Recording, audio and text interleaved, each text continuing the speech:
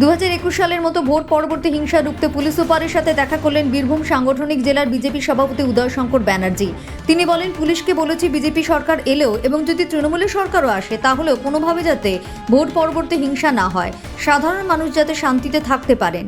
নির্বাচনের পর বীরভূমের বেশ কয়েকটি জায়গায় এই ধরনের ঘটনা ঘটেছে, সেই ঘটনা যাতে আর না ঘটে।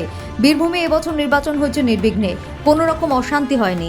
সেই কারণেই ভোটের পরেও যাতে অশান্তি না হয় তাই পুলিশ সুপারের দ্বারস্থ হয়েছে।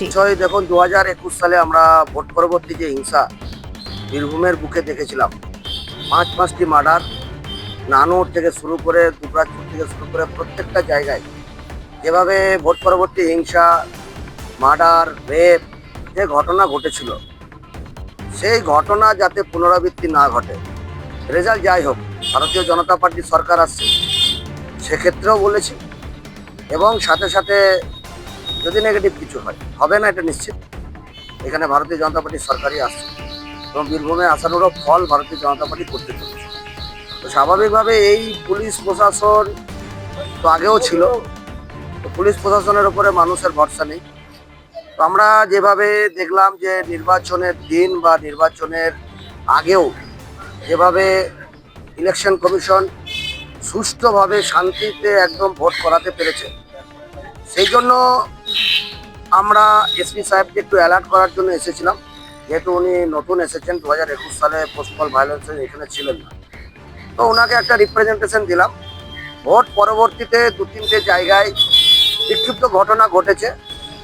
সাঁইতিয়া পিএসের আন্ডারে ইলেকশনের দিনে আমাদের ক্যান্ডিডেটকে এবং ক্যান্ডিডেট ইলেকশন এজেন্টকে মারধর করেছে, মাথা ফাটিয়েছে।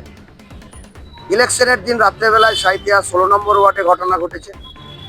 সর্বোপরি 2 দিন আগে কুনুরি গ্রামে সাঁইতিয়া পিএসের আন্ডারে ঘটনা ঘটেছে। সিউড়ি শহরের 6 নম্বর ওয়ার্ডে গত 2 দিন আগে ঘটনা ঘটেছে। বিভিন্ন শহরাঞ্চলে, গ্রামাঞ্চলে, বিভিন্ন জায়গায় তৃণমূলী যারা খুচরো নেতা, তারা বিভিন্ন বিজেপির ঘরে ঘরে গিয়ে থ্রেট করে আসছে যে 4 তারিখে দেখে নেব।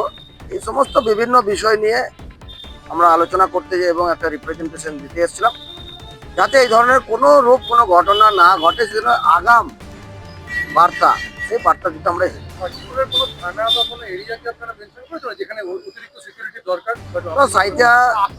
দেখুন আশঙ্কা প্রকাশ যেভাবে 2021-এ ঘটনা ঘটেছিল, আবারও বললাম সে 21-এর ঘটনার পুনরাবৃত্তি যেই দলই জিতুক, নির্বাচন হয়ে গেছে, মানুষ রায় দিয়েছে, মানুষের রায়ে এখানে ভারতীয় জনতা পার্টি সরকার করছে।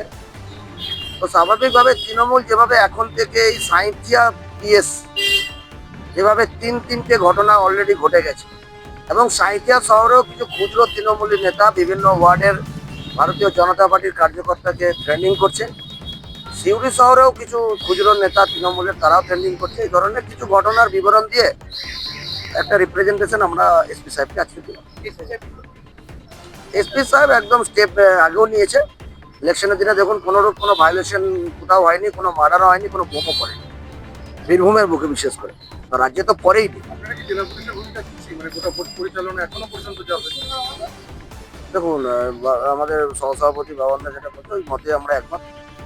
সর্বোপরি ওসিদের ভূমিকায় আমরা খুশি না, কিন্তু ওসি সাহেবদের উপরে যে সমস্ত কর্তারা আছেন, সর্বোপরি পুলিশ সুপারের কাজে খুশি না মানে সম্পূর্ণ 100% না দিলেও আমরা যথেষ্টই কন্ট্রোল না।